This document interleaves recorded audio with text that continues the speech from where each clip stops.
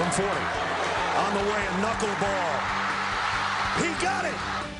Coming up on News Channel 11 at 11, pandemonium reigns. Tennessee beats Alabama for the first time in 15 years in a wild heavyweight fight that came down to the final second. We'll have complete reaction from the Vols' massive victory. And the field goal posts come down. Hear reaction from those Vol fans overjoyed with victory against one of their fiercest rivals.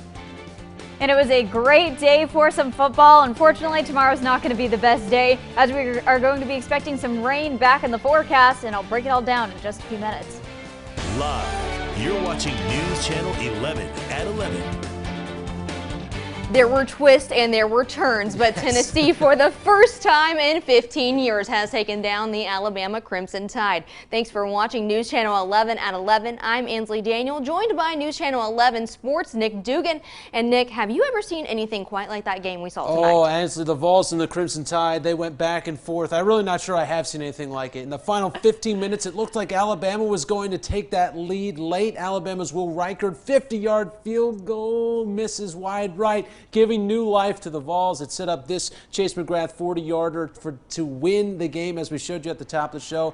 It looks like it got blocked, but it got through just enough light to get through those uprights and giving Tennessee their first win against Alabama since 2006. As you can see there was absolutely no way they were going to keep those fans off of the field at Neyland tonight. No, certainly not. It was a scene reminiscent of Tennessee's 1998 victory over the Florida Gators. Really, the fans took down those field goal posts, and to no one's surprise, they carried them right up and out of the stadium, headed towards the Tennessee River.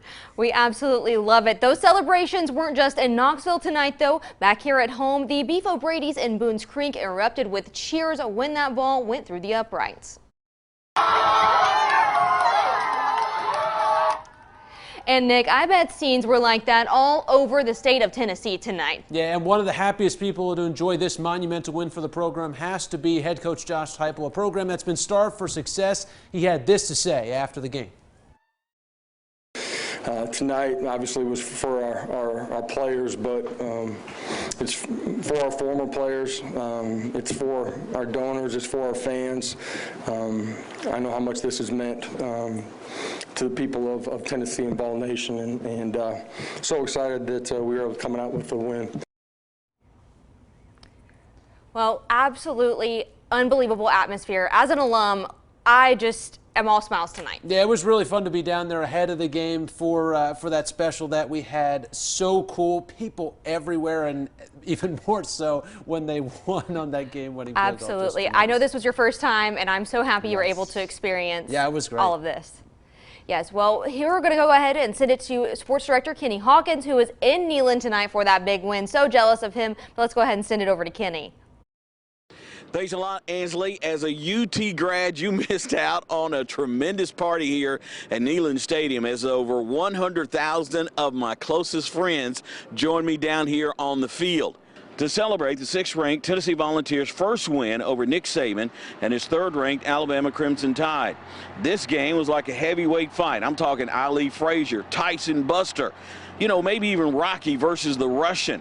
Each team continued to land blow after blow into the Vols. Had scored 52 points behind the arm of Hendon Hooker and wide receiver Jalen Hyatt, who scored 5 touchdowns in a single game, which is a school record. The 52 points were the most points scored against Alabama since 1907. Swanee, of all teams, and out of 11 games against Alabama when both teams have been ranked in the top 10, the Vols are now 8-2. And that is what's left of one of the goalposts.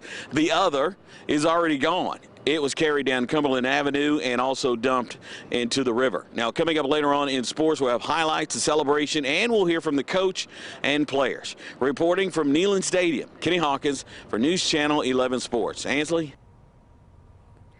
Well, today's weather was absolutely perfect for that win.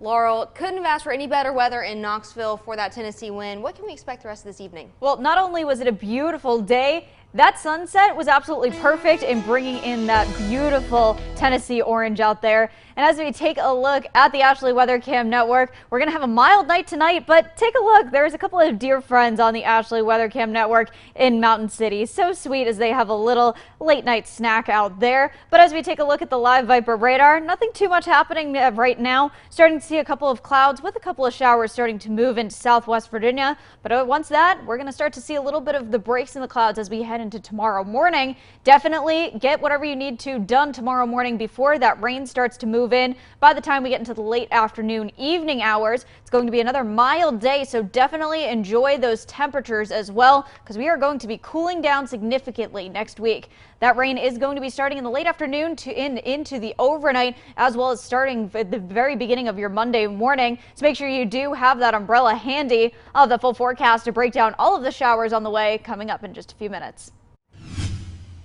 Laurel, thank you. Greenville police are investigating tonight after they found a body in a park this morning.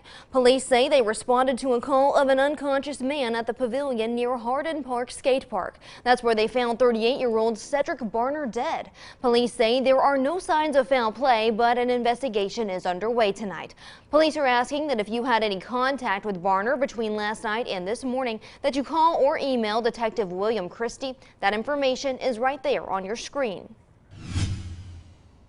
2 people have been taken to a hospital after a motorcycle crash in Unicoi. Tennessee Highway Patrol says a motorcyclist and a passenger were riding on Highway 107 near Warren Davis Lane early this morning when the driver lost control and then went over a steep embankment. THP says the driver was taken by EMS to a hospital while the passenger was airlifted. Both of their conditions are unknown tonight. 20 high school marching bands from 10 different states are competing at ETSU today.